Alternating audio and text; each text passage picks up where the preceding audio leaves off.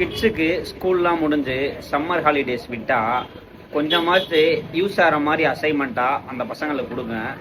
இன்னமும் தெர்மாக்கோலில் வீடு கட்டுற அசைன்மெண்ட்டே கொடுத்துட்டு இருக்காதீங்க. இன்னைக்கு என்னோட பேங்க் அக்கௌண்ட் ஃப்ரீஸ் ஆகிடுச்சு. நெட் பேங்கிங்கு ஒர்க் ஆகல. அதுக்காக பேங்க்குக்கு போயிருந்தேன்.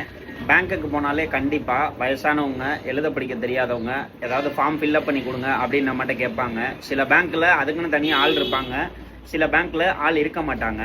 பேங்க்கில் என்ன ஒரு கம்ப்ளைண்ட் லெட்டர் எழுதி தர சொன்னாங்க. நானும் கம்ப்ளைண்ட் லெட்டர் எழுதிட்டு இருந்தேன். அந்த கேப்பில் ஒரு பையன் ஆனால் எனக்கு செலான் ஃபில் பண்ணி கொடுங்க அப்படின்னு சொல்லி கேட்டான். அவன் கிட்டத்தட்ட ஏன் ஹைட் இருப்பான்.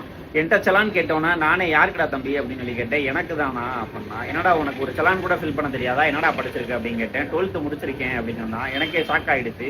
திரும்பவும் நான் வந்துட்டு கேட்டேன், என்னடா 12th முடிச்சிருக்க, இது வரைக்கும் உனக்கு ஃபார்ம் கூட ஃபில்அப் பண்ண தரலையா அப்படின்னு. ஆனால் எனக்கு சொல்லி தரல, நானும் இது வரைக்கும் இங்கே வந்ததில்லை அப்படின்னா. எந்த ஸ்கூல்லடா படித்த அப்படின்னு தான் நான் அவன்கிட்ட கேட்டேன். கேட்டோடனே அவன் மேலூரில் உள்ள ஒரு ப்ரைவேட் ஸ்கூலில் சொன்னான்.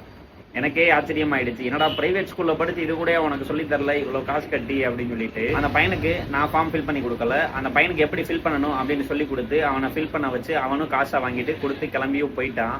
இந்த வீடியோ எதுக்காக அப்படின்னா, ஸ்கூலில் கொஞ்சமாச்சு பசங்களுக்கு யூஸ் ஆகிற மாதிரி அசைன்மெண்ட்ஸ் கொடுத்தீங்கன்னா கொஞ்சம் அவங்களுக்கு ஃப்யூச்சரில் யூஸ் ஆகும். இந்த மாதிரி வயசானவங்க கேட்குறாங்கன்னா பிரச்சனை கிடையாது. ஒரு 12th முடிச்சிருக்க பையனுக்கு இன்னமும் ஒரு ஃபார்ம் கூட ஃபில்அப் பண்ண தரல. ஆனால் என்ன 12th படித்து முடிச்சிருக்கான்னு எனக்கும் சத்தியமாக தெரியலை.